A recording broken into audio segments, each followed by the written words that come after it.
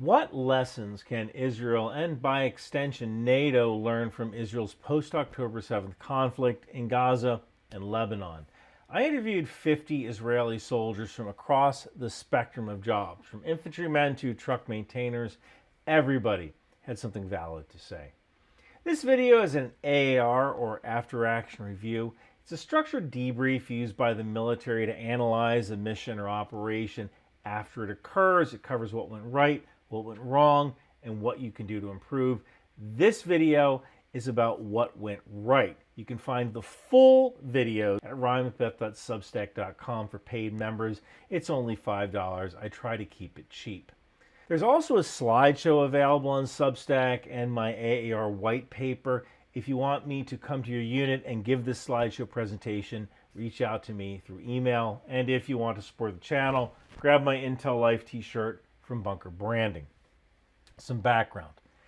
The Israeli Defense Forces was born in 1948 in a fight for survival. Their heritage still shapes how they fight today, for good and for bad.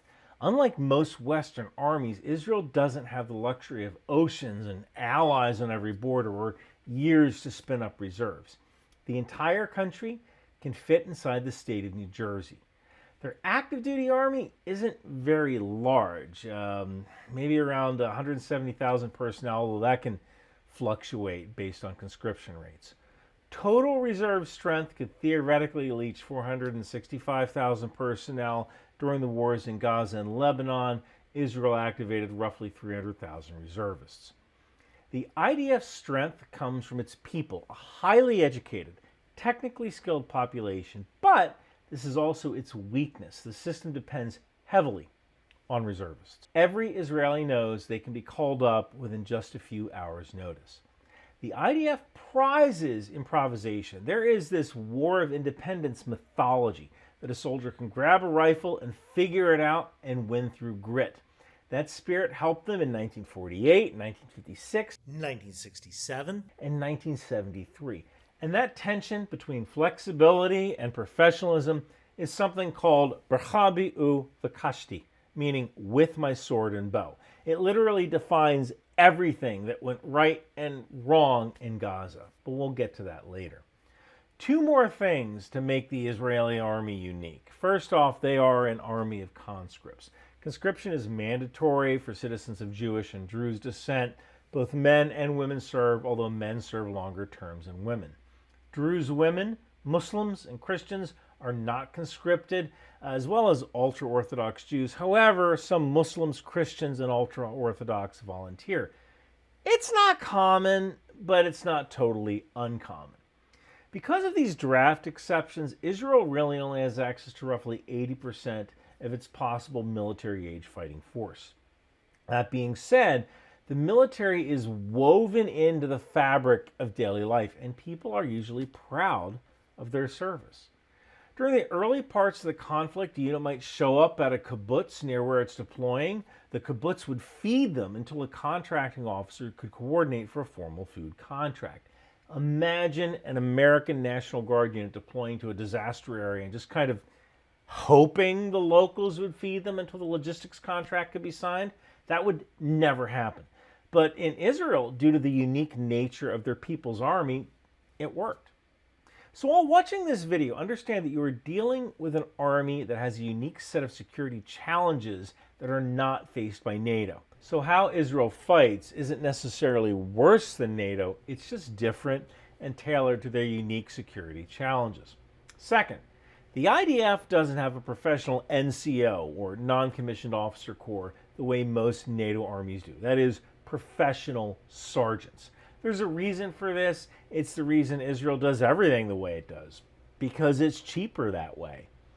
If you use per capita gross domestic product, Israel's economy is roughly the same size as Wisconsin, and they need to maintain an army and air force, and to a lesser extent a navy, in a very dangerous part of the world.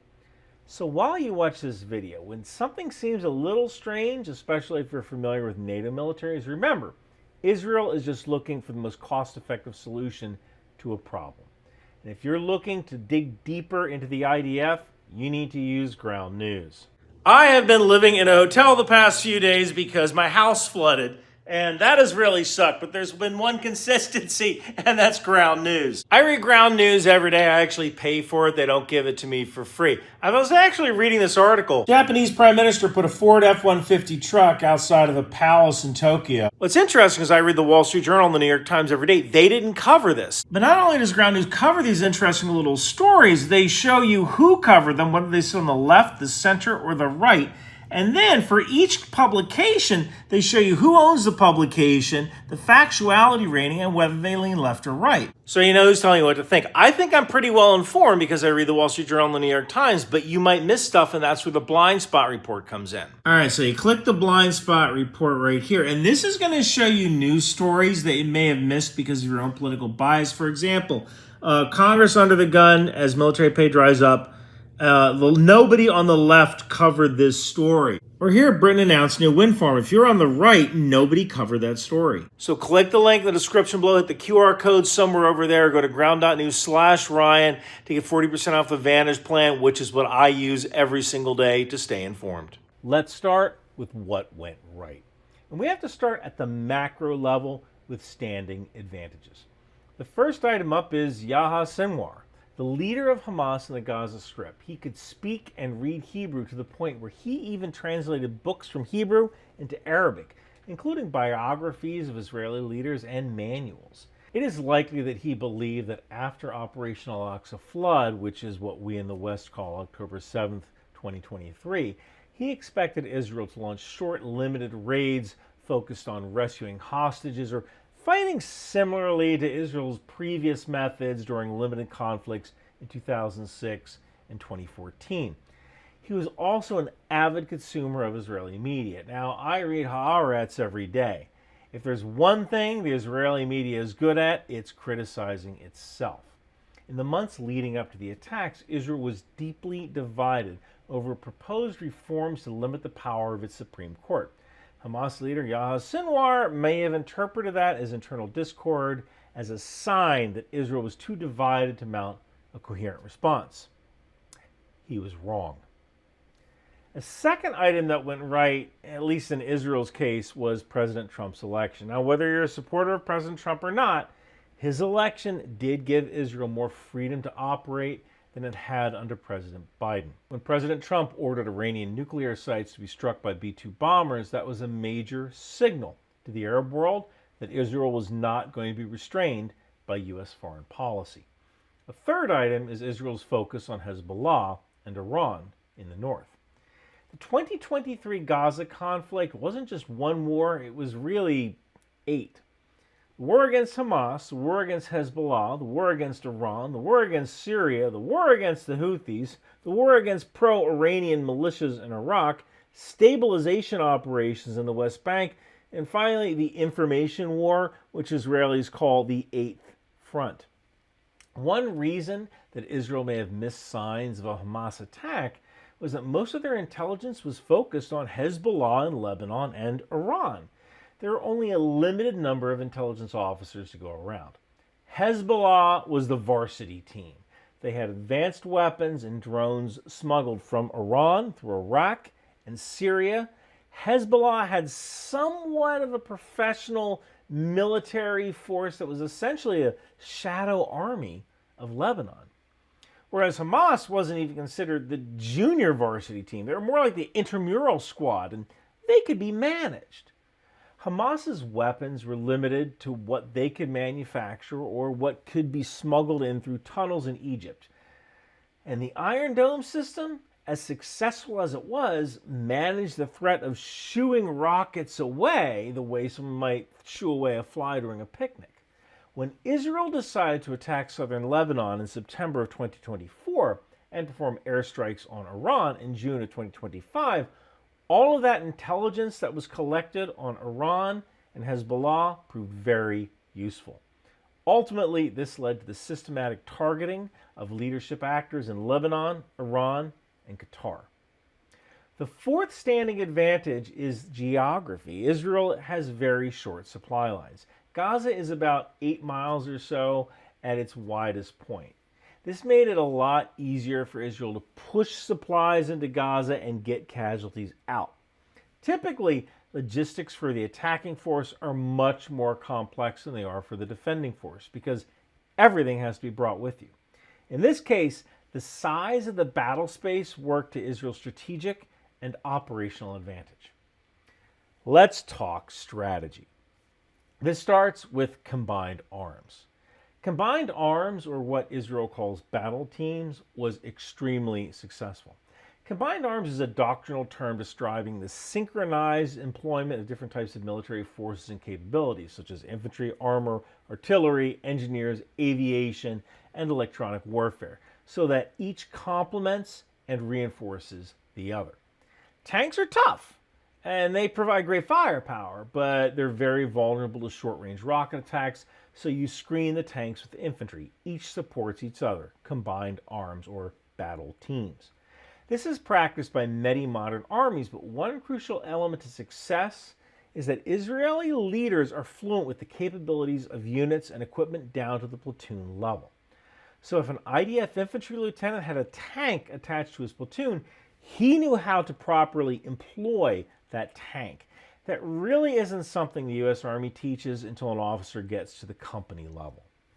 This came up constantly, with at least 6 of those surveyed praising Israel's combined arms strategies directly. Next is fire coordination. Air cover, and to a lesser extent MALE or medium altitude long endurance UAVs, were constantly overhead in Gaza monitoring the battle space. Fire coordination officers at the time were able to call anything from mortars to UAVs to naval gunnery to airstrikes very, very quickly. Close air support was also omnipresent. That was almost always an aircraft circling overhead to provide support to any unit that got in trouble. They also coordinated asynchronous fire missions where they might fire a few mortar rounds in one area to throw off pattern recognition and then attack somewhere else. And again, that's something you might only be able to do when your logistical tail is relatively small. It's hard to imagine Ukraine or even Russia at this point firing a bunch of artillery shells as a diversion, then attacking in a different place. But in Israel's case, the vast majority of artillery never had to enter Gaza. Let's talk engineering. It worked out well, with Israel using assets such as armored Caterpillar D9 bulldozers to demolish houses where IEDs or improvised explosive devices might lie. There was heavy emphasis on destroying suspected sniper and IED emplacements with bomb units or D9 bulldozers once that building was identified. There are people who like to post images of the destruction in Gaza and insinuate that it wasn't possible for a militant or a bomb to be in every single one of those buildings. And the truth is that yes, not only was it possible, it was actually happening. Those D9 bulldozers in high-risk areas saved a lot of lives. Next is the humanitarian line of effort. Generally, the IDF did a good job at minimizing civilian casualties. Soldiers, with some exceptions, understood the rules of engagement and their obligations under the IDF Code of Ethics. While there were many problems with the delivery of humanitarian aid, ultimately, the work of the Gaza Humanitarian Foundation created a stable and secure area where aid could be delivered, although this did not occur until May of 2025. Generally, the practice of making civilians move from the north to the south and back again reduced casualties. The operation to evacuate the city of Rafah before entering also worked, but there were a number of missed opportunities. We'll cover that and what went wrong. The next section is intelligence. On October 7th, 2023, Israel was fixated on Hezbollah and Iran, but they were quickly able to pivot to Hamas. Daily intelligence briefings established after the first few weeks provided timely and actionable information to deployed units. Prior to entering Gaza, personnel with prior experience in Lebanon received focus orientation sessions to ensure they understood the distinct operational environment, enemy composition, tactics, techniques, and procedures, or TTPs, unique to Gaza. This improved situational awareness and reduced learning curve helped units transition between theaters. Now let's talk drones. Despite a year of combat in Ukraine that clearly demonstrated the utility of organic small arms UAS drones, the IDF did not systematically field platoon or company level drones. Personnel improvised. Soldiers began buying commercial off-the-shelf or COTS quadricopters and integrated them into unit ISR, intelligence, surveillance, reconnaissance, loitering assets, effectively creating an ad hoc drone capability at the tactical edge. In fact, the drone that was used to kill Yahya Sinwar was donated by the Orthodox Jewish Chamber of Commerce, a Teaneck, New Jersey fundraising group. In some cases, Israeli soldiers who were serving in Ukraine returned home to pioneer the Israeli drone effort at the tactical edge. These drones were used to clear tunnels with mixed success. I'll explore that in the what went wrong section, but they were very successful at scouting out the areas around tunnels and the insides of houses before going in by force. Now let's talk information war. Israel effectively managed the internal and, to a lesser extent, external information environment throughout the conflict. Messaging across television, print, and interviews was coordinated and generally reinforced national objectives. Communicating the operational needs to the home front was timely, it was coherent, it was credible. This effectiveness can be partially attributed to Israel's conscription-based society. A significant portion of the population possesses firsthand military experience, which reduces the cognitive gap between the armed forces and the civilian audience. As a result, public affairs and information operations personnel faced fewer barriers when communicating military actions, terminology, and requirements. Unlike volunteer force nations, Israeli communicators did not need to simplify technical language or explain fundamentally different military concepts to gain public understanding or support. Next, let's talk about communications. Communications between units were generally effective and reliable throughout operations. This success can be attributed in part to the adversary's limited electronic warfare capability, or EW. This allowed the IDF to operate with near total dominance of the electromagnetic spectrum. With little enemy interference, Israel effectively owned the spectrum, enabling uninterrupted voice and data communications across echelons. Units also demonstrated adaptability and initiative by employing commercial applications such as WhatsApp and Telegram to supplement standard communications. These platforms allowed rapid coordination and imagery sharing at the tactical level, although they did present security risks. One reservist described the ad hoc process as follows. I see a baddie in the window. I send the tank commander for a picture and a GPS coordinate or an agreed upon name for the baddie position, and we close the loop. That way, instead of hogging comms, which could be used for evac and quick mission sit reps. Now, if you are a member of the NATO military, you probably just had a heart attack. The idea is soldiers using cell phones to coordinate a fire mission, but soldiers will improvise solutions to battlefield problems. This reflects a bottom-up innovation in digital targeting and battle tracking under permissive electronic warfare conditions. So let's talk training. Unlike many NATO reserve forces that train on fixed recurring drill schedules like monthly drills plus an annual 2-week training, the IDF reserve system is call-up driven and measured in service days per year, with frequency and duration adjusted to operational need. The initial large-scale mobilization of reservists placed significant strain on Israel's training infrastructure. Active and reserve formations competed for access to limited ranges and facilities, creating scheduling conflicts and uneven training opportunities during the first few weeks of the war. As the campaign matured, the IDF adapted rapidly. They updated doctrine, lessons learned, enemy tactics, techniques, and procedures were disseminated across units at an accelerated pace. This continuous feedback loop allowed battalion commanders to integrate the latest intelligence and tactical lessons into ongoing operations. Logistics performance was a notable success. Operational logistics plans existed for a wide range of contingencies, and personnel at all echelons demonstrated familiarity with procedures and a clear understanding of their roles without significant retraining. The result was a responsive sustainment environment which supported both maneuver and prolonged operations. So now let's talk equipment and logistics. Many reservist logisticians were also mechanics and truck drivers in their civilian jobs, and they had high standards for performing their duties. Despite strong procedural logistical readiness, initial execution encountered friction. Early logistical shortfalls stemmed primarily from pre-war planning assumptions focused on a northern contingency operation against Hezbollah in Lebanon.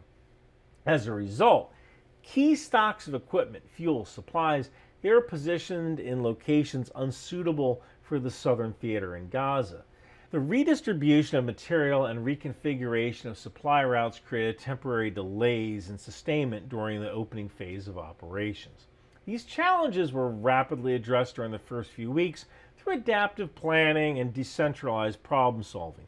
By June 2024, logistics operations had stabilized and they were functioning efficiently, characterized by timely resupply, responsive maintenance support, and effective coordination between combat and sustainment elements.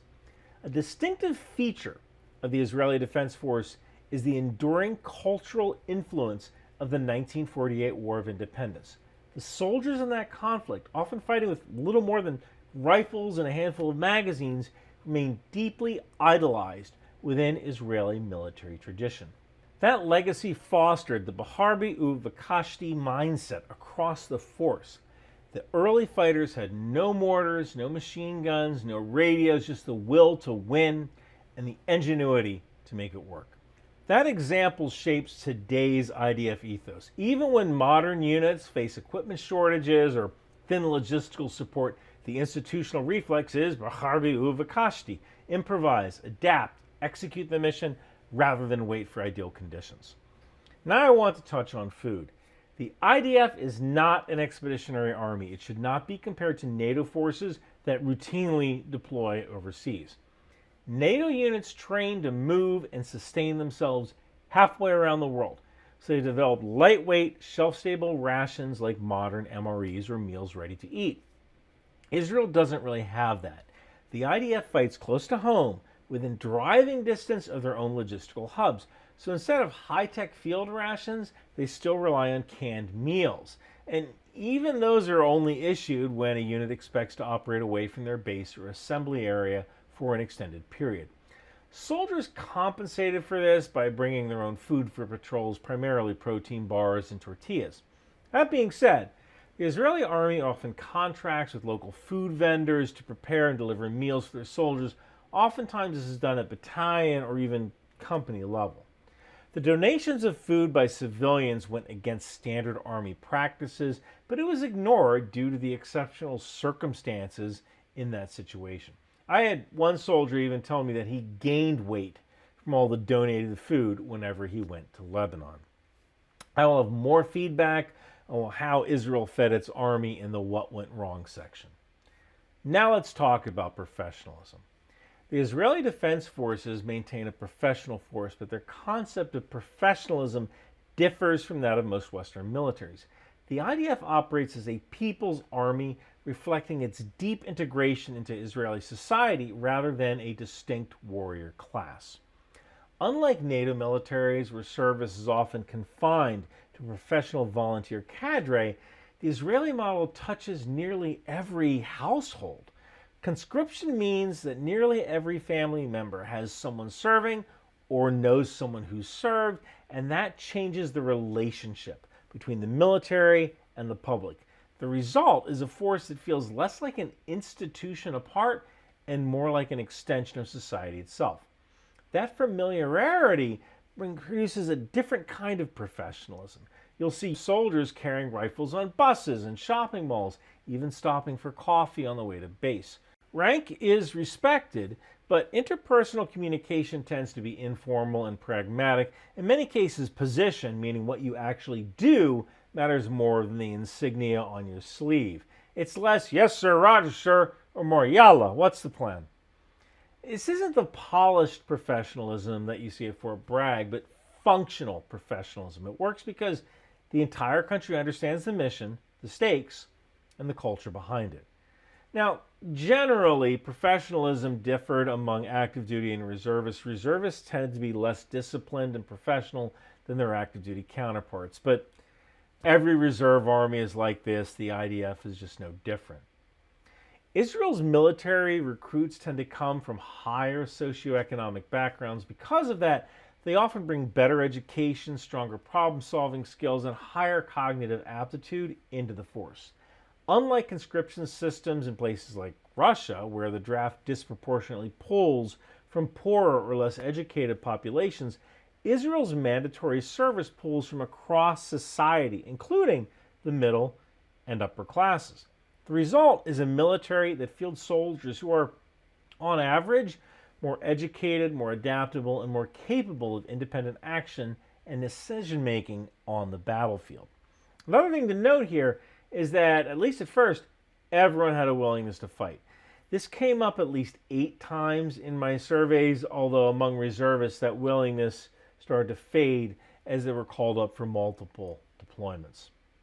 I'll also say that on October 10th, 2023, just 3 days after the attacks, when you logged into Google and you typed in the word flights 2, the very first term for autocomplete was the word Israel. That's how many Israelis were trying to get home, either to see their families or to return to Israel to join their old reserve units. This includes people who had been out of the reserves, people my age, in their 50s, who weren't even in the reserves anymore, were trying to go back to Israel and fight. I know this because they contacted me when they wanted advice on equipment they intended to purchase. Families prepared food packages for refugees and soldiers. People showed up at hospitals to donate blood or help the families of the wounded.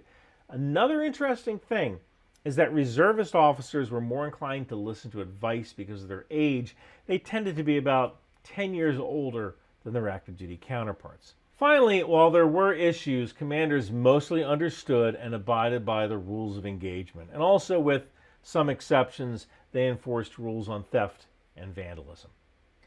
The final part I want to talk about is medical. Israel is kind of unique because it has this 2-tiered system of medical personnel.